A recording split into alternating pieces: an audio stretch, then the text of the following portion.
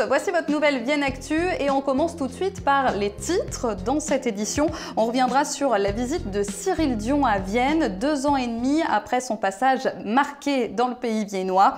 On reparlera aussi d'Octobre Rose avec le salon organisé par l'hôpital de Vienne la semaine prochaine. Et puis votre agenda à la fin de cette édition avec l'événement Foire de Vienne ce week-end. C'est le 3e événement le plus fréquenté après Jazz à Vienne et la fête historique. Allez, on commence par votre météo et votre week-end sera coupé en deux. Ce sera gris et très maussade ce dimanche, beaucoup mieux demain samedi avec du soleil et 25 degrés de maximale à Vienne et Serpèze, 25 également de l'autre côté du Rhône, du côté d'Ampuis et Condrieu. Ce mardi, c'était une journée interprofessionnelle d'action contre le gouvernement. 400 personnes ont manifesté du côté de Roussillon. Elles étaient 170 dans les rues de Vienne. Une délégation a également été reçue par la députée Caroline Abadie. C'était aussi le salon des seniors ce mercredi et ce jeudi à la salle des fêtes de Vienne. Et comme chaque année, la manifestation a fait le plein. Mais si vous n'avez pas pu y aller et si vous avez des questions sur les loisirs, le logement ou encore les aides, vous pouvez vous rendre au CCAS de Vienne. Un guichet unique a été mis en place cette année pour répondre à toutes les questions. Je vous le disais en titre, Cyril Dion a fait un nouveau passage remarqué à Vienne cette semaine. Souvenez-vous, il était venu il y a 2 ans et demi pour présenter son film Demain. Et de cette rencontre avait découlé la création de l'association Demain à Vienne, une association que vous découvrez d'ailleurs dans la Locavor de ce mois-ci. Cette semaine, Cyril Dion était donc de retour et il a notamment rencontré les lycéens du lycée Ella Fitzgerald et les échanges ont été très constructifs. Je les sens très concernés. À la fois, c'est un miroir déformant parce que ceux qui sont là, évidemment, sont plus concernés que les autres. Mais ils posent des questions incroyables.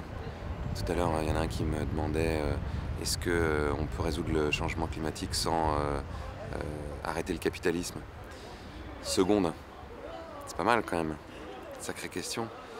Donc je vois bien qu'ils vont au-delà simplement de trier les déchets, etc. Ils se posent vraiment des questions de société.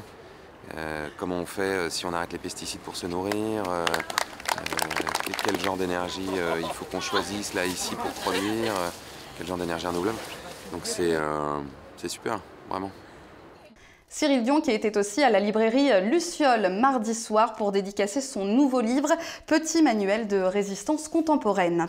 Et justement, il était question environnement cette semaine au centre social de Malissol. Le centre a organisé sa semaine de l'environnement avec des ateliers mais aussi un forum dédié au métier de l'environnement ce mercredi.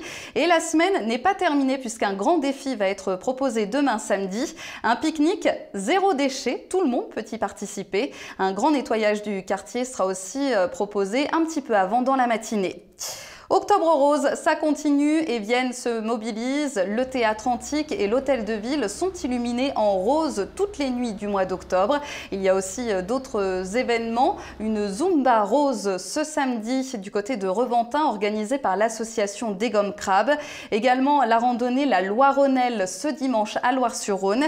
Et puis ce mercredi, le salon bien-être et santé organisé par l'hôpital de Vienne. Il aura donc lieu à la salle des fêtes. On aura l'occasion d'en reparler. Justement, on passe à l'agenda de votre week-end avec les sports. Et en rugby, le CS Vienne se déplace à Chambéry ce dimanche. Un bus de supporters est mis en place. Donc si vous êtes intéressé, vous pouvez contacter les copains viennois. Le sport, c'est aussi l'événement Courir à Vienne, 14e édition ce dimanche avec 3 parcours possibles. Le 9,5 km dans la ville, le 14 et le 24 km en trail. Les départs se font donc dimanche matin du gymnase de Lille. Ce week-end, c'est aussi la Foire de Vienne. Je vous le disais en titre, l'un des plus gros événements de la ville. Et on a toujours cette braderie dès demain matin, mais également 4 salons. Le salon de l'auto sur la place François Mitterrand, le salon du livre et du jeu sur la place du Temple, également le salon de la gastronomie dans la salle des fêtes, couplé cette année avec le nouveau salon des terroirs sur la place Mirmont. Et puis autre nouveauté, un espace montagne à Cybèle. Les grands domaines isérois seront représentés pour que vous puissiez préparer votre saison hivernale. Vous avez aussi des animations dans toute la ville et puis on vous le rappelle, le centre-ville sera principalement piéton ce week-end. Un peu de générosité maintenant avec la première fête des solidarités du côté de Salles-sur-Sanne. Ça se passe au gymnase Bouvier et toutes les associations seront représentées.